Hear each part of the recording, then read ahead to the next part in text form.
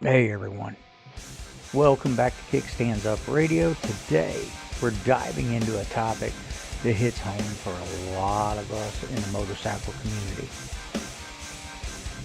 Simply, why people stop riding. It's something you see happen over the years. Friends who used to hit the road every weekend now selling their bikes, and on top of that, we're also asking a bigger question. Are true bikers a dying breed? Let's get into it right now. Oh yeah, now this is a biker bar. Welcome to Kickstands Up Radio, the podcast where we discuss all things motorcycles, from the latest gear to the best routes for your group ride.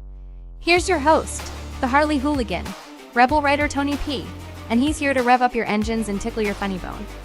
So grab a cold one, pull up a leather seat, and let's ride into the hilarious world of biker culture.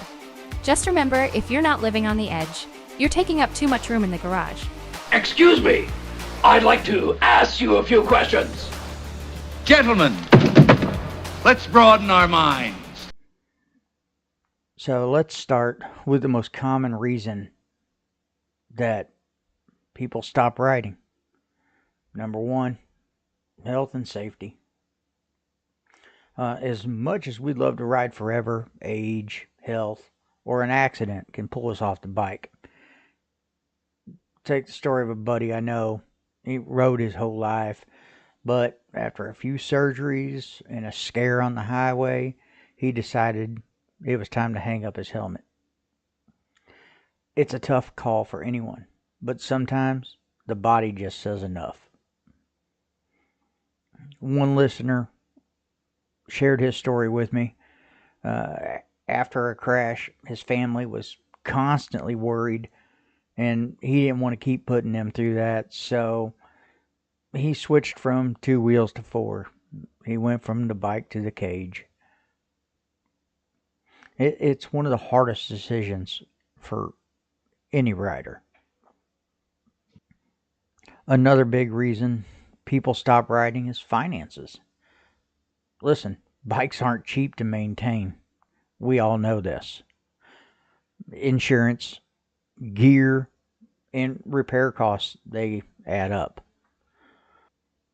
Maybe priorities change. A new home, kids, bills piling up. Some people, they just can't justify the expense anymore. I remember another guy from a local riding group who had to choose. And his choice was between a new bike or a family vacation every summer. Eventually, the family won out. And hey, we get it. Family's family. Bikes are amazing. But life throws different priorities our way sometimes. And as much as we all love the lifestyle, family responsibilities can put the brakes on riding. When kids come along, when partners aren't comfortable with the risks, riding time can take a hit. One listener told us his story. He sold his bike to be more present for his young kids. Said he wanted to focus on being around for them. And that's a big sacrifice, but shows how much we're willing to do for the people we love. Some riders even mention how they promised their partners that they'd only ride on the weekends. Yeah, weekend warriors. And then found themselves cutting back even more over time. Listen, life just has its way of shifting priorities. Before we get on to our next segment, I'm going to drop this here for a word from our sponsor. Please pay rebelroadauthentic.com a visit and support small businesses. They are the ones that support us. At this time, we'd like to thank one of our sponsors, Rebel Road Authentic. If you're in need of any custom decals, including motorcycle helmet decals or tank decals, reach out to them at rebelroadauthentic@outlook.com. Or you can visit their website and message them directly rebelroadauthentic.com. They have the largest selection of fonts available online and other unique one-of-a-kind gifts, personalized t-shirts, drink tumblers, and as a special gift to our listeners, if you use your coupon code RADIO at checkout, you will receive a 15% off discount.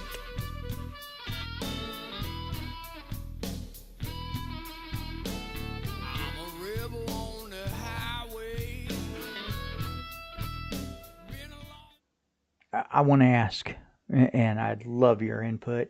Please feel free to shoot us a message. We'd love to hear from you, of course. This topic is really simple.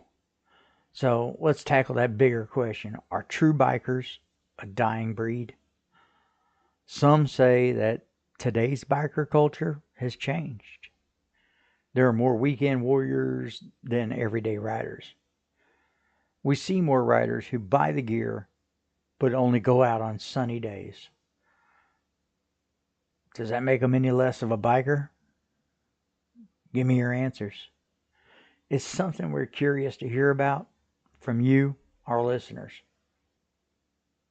I spoke with a longtime rider who's been on the road since the 80s, and he feels that the new generation doesn't have the same live to ride mentality. But does that mean biker culture is fading?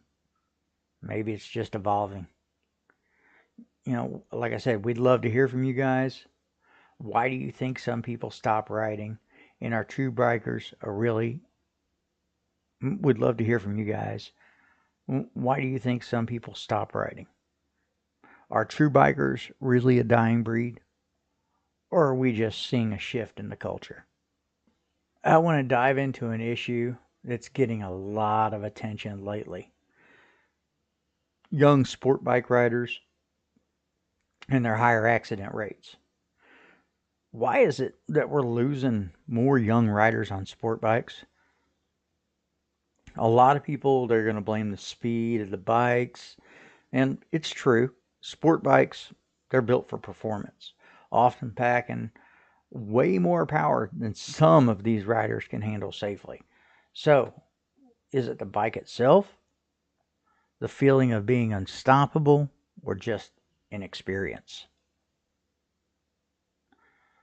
A recent story that I was reading on Facebook mentioned a young rider. He was just 22, who lost control on a sharp curve. He wasn't wearing full gear, underestimated the bike's handling. For some, the speed and power are almost too tempting. And let's be honest, the feeling of freedom can lead to a little bit of a invincibility complex, especially when you're younger. Now, I'm not blaming just the bikes, and I'm not blaming the bikers. But, again, it's just not on the riders. There's a serious issue with other vehicles. They're not watching out for us on the roads. Cell phones, other distractions. They mean a lot of drivers aren't giving the road their full attention. And they're just missing sport bikes. Hell, for that fact, they're missing everyone. In these cases, it's not about the rider's age or experience or other drivers' lack of awareness.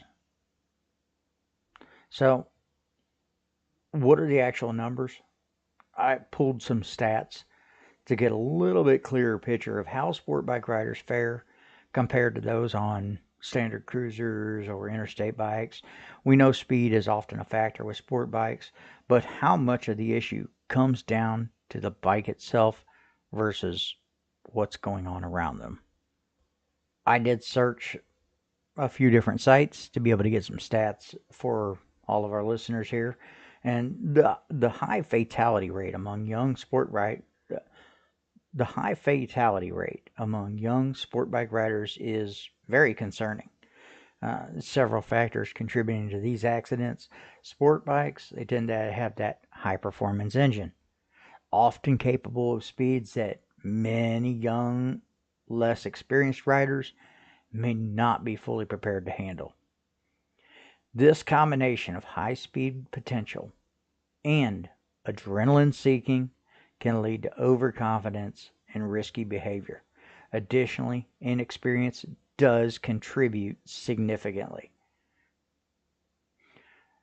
The studies that I've read show younger riders, particularly those age 25 to 34, they're most at risk. 60% of the fatalities occur within that 25 to 54 age bracket. Highlighting experience does not always correlate with safe riding practices. Another leading factor is distracted driving by other road users, particularly from cell phone use, which poses a serious hazard for motorcycles, motorcyclists, and sport bike riders. Sport bike riders are often more challenging to see due to their smaller size, faster speeds, and the increasing likelihood of accidents with vehicles that fail to yield or notice them. Statistically, motorcycles have a much higher fatality rate than cars. For instance, in 2021, motorcycles had a fatality rate of about 60.03 per 100,000 registered vehicles, compared to only 12.53 for cars. The severity is amplified on sport bikes, which encourage higher speeds, making accidents more deadly in 2021. Nearly 30% of all motorcycle fatalities involved alcohol. Put them down, guys. I mean, seriously. There's no reason to pick up a drink while you're on two wheels. Absolutely none. If you're a bar hopper on a bike, man, prioritize. But this ain't a soapbox. This really isn't. You know, the risks were particularly elevated at night. Urban areas also present those added dangers. 2/3 of accidents occurring due to their complexity and unpredictability of city traffic. Overall, motorcycle fatalities have unfortunately been rising, reflecting both increased numbers on the road and higher inherent in motorcycling itself. Young riders, I'm going to urge you, much as you don't want to hear it, go out and get a safe riding education course. You know, it's going to promote awareness and it's going to reduce distractions. Maybe this could help improve these stats moving forward. But listen, y'all, I just want y'all to be safe and keep tuning in. You know, listen to our show. But again, guys, Kickstands Up Radio. We're here for the people. We're real. We're raw. Sometimes we say stuff that, you know, yet you don't want to hear. But we always listen. We listen to you. So, with that being said, that's it for today's show. Thank you for tuning in. And please, drop us a message. We'd love to hear from you. kickstandsupradio@gmail.com or follow us on Facebook, the Brotherhood of Bikers 2.0. Till next time, we'll see y'all. Keep the shiny side up and the rubber side down and the breeze between the knees. Peace out.